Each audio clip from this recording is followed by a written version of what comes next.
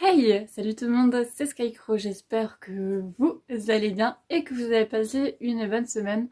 On se retrouve aujourd'hui dans une toute nouvelle vidéo YouTube et aujourd'hui je vais vous donner 5 conseils pour le custom. Allez, c'est parti.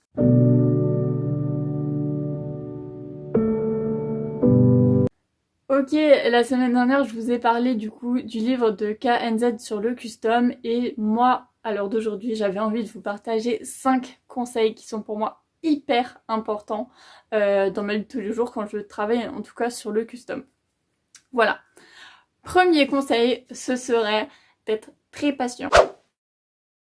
Ce que je veux dire, c'est que par exemple sur les petits customs où on doit peindre juste un élément avec une couleur, il n'y a pas de problème sur ça, c'est ok, c'est techniquement assez facile.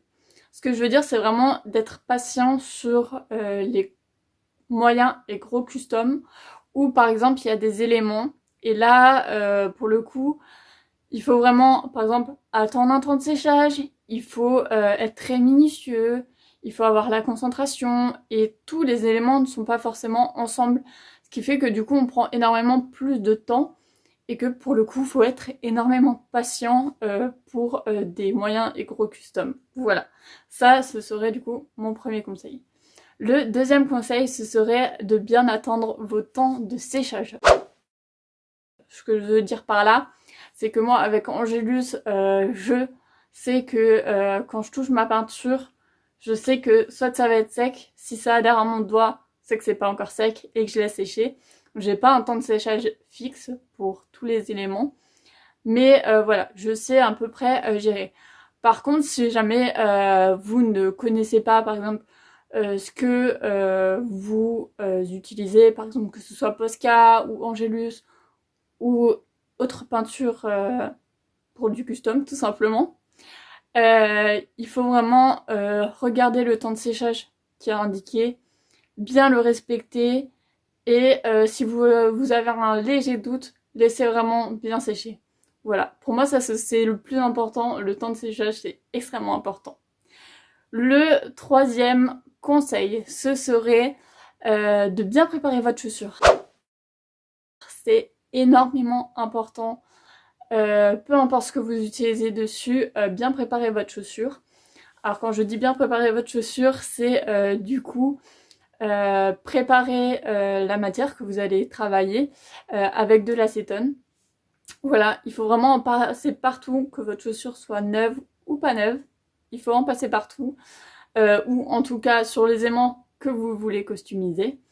Et également, petite précision, que vous soyez débutant ou pas débutant, hyper important, utiliser des gants et un masque. Également, travailler dans une pièce aérée lorsque vous utilisez de l'acétone, c'est extrêmement toxique pour l'environnement et également pour vous-même et vos animaux ou ce que vous avez dans votre maison, même les autres membres de votre famille. Faut pas oublier que c'est des produits chimiques qui sont techniquement basés pour être agressifs, par exemple pour nettoyer et enlever un produit sur votre chaussure. Alors imaginez pas si vous en respirez. Au début, je vous avoue que moi je faisais pas trop attention au masque, ni même à la pièce aérée. Et finalement, avec le temps, j'ai vite remarqué qu'il fallait bien que je laisse aérer et puis déjà ça ressent moins fort dans votre lieu où vous travaillez, voilà, tout simplement. Également, si vous pouvez le faire en extérieur, c'est encore mieux pour préparer votre chaussure. Voilà. C'était le petit point important. Voilà. Quatrième conseil, ce serait de ne pas forcer. Ce que je veux dire par là, c'est que moi, ça m'arrive très souvent que j'ai un coup de barre en plein custom. Et puis je vois ma peinture à côté, je me dis mais ma peinture elle va sécher et je vais perdre du coup de la peinture à ce moment-là ou perdre la teinte que j'utilise. Mais malheureusement il faut s'arrêter à ce moment-là parce que moi c'est ce que j'ai tendance à faire, c'est pousser, pousser, pousser sans forcément écouter ce que je ressens à ce moment-là. Et le problème c'est que je fais erreur sur erreur sur erreur. Ça peut être par exemple je fais pas exprès mais je mets mes doigts dans la peinture et après j'en mets partout et puis je dois rattraper et en fait c'est plus de perte de temps qu'autre chose. Alors que une différence de teinte de couleur, chez Angelus on est bien parce qu'il y a énormément de choix en teinte de couleur, mais ce que je veux dire c'est que si jamais vous faites des mélanges, certes c'est un peu plus compliqué, il faut réessayer de réavoir à peu près la même couleur, c'est peut-être le plus compliqué, mais c'est extrêmement important de bien s'arrêter au moment où vous avez un coup de barre, ou que par exemple vous êtes légèrement déconcentré, ou que par exemple vous étiez dans une zone où c'était calme et que d'un coup il y a des personnes qui rentrent dans la pièce, il y a du brouhaha, la concentration est compliquée, arrêtez-vous. C'est le plus important, c'est se stopper dès qu'il y a quelque chose qui va plus. Parce que sinon vous allez vous forcer en vous disant il faut que je continue, il faut que je le fasse, il faut que je le termine. Et finalement ça va être plus galère, vous allez plus devoir rattraper des choses, peut-être le truc vous plaira pas à la fin. Donc voilà, ce serait de vous arrêter à ce moment-là. Cinquième et dernier conseil, ce serait de vous faire plaisir à fond les ballons. Ce que je veux dire, c'est que si jamais vous choisissez un custom qui par exemple ne vous plaît pas, voilà, qui vous inspire pas, ne le faites pas. Littéralement, ne le faites pas.